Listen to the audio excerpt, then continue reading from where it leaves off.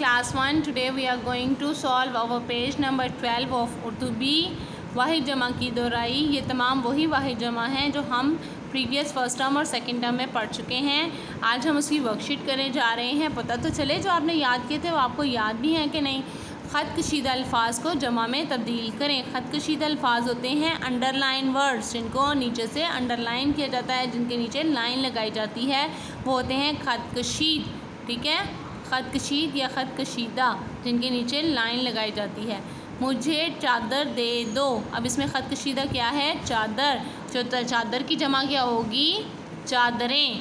मैं किताब पढ़ती हूँ, किताब अंडरलाइन है तो किताबें। मुझे आवाज़ आ रही है, आवाज़ें। घोड़ा घास खाता है, अंडरलाइन वर्ड क्या है? घोड़ा। सॉरी, यहाँ पे ये रॉन्ग लिखा हुआ है, यहाँ पे घोड़े आना था।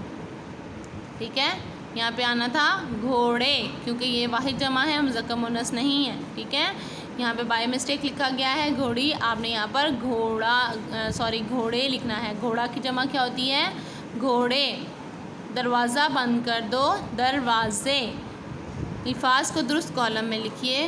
बकरे, लड़का, बच्चा, कमरे, बातें, चीज़, जमातें, प्लेट। आपने इसमें से वाहिद मतलब एक चीज़ को अलग करना है और ज़्यादा चीज़ों को जमा को अलग करना है। तो इसमें वाहिद कौन कौन से थे? ये नहीं है कि जो जमा है उसकी वाहिद बनाएं, जो वाहिद है उनकी जमा बनाएं, बट इसमें वाहिद और जमा आपको मिक्स दिए गए हैं, उनको आपने सेपरेट करना है। ठीक है, बकरे ज़्यादा को कहते हैं इसलिए वो जमा है। लड़का एक होता है तो वाहिद है।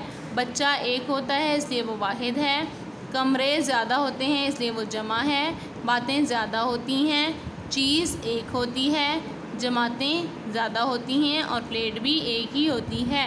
तो इस तरह से हमने इनको वाहिद और जमा को सेपरेट करना है।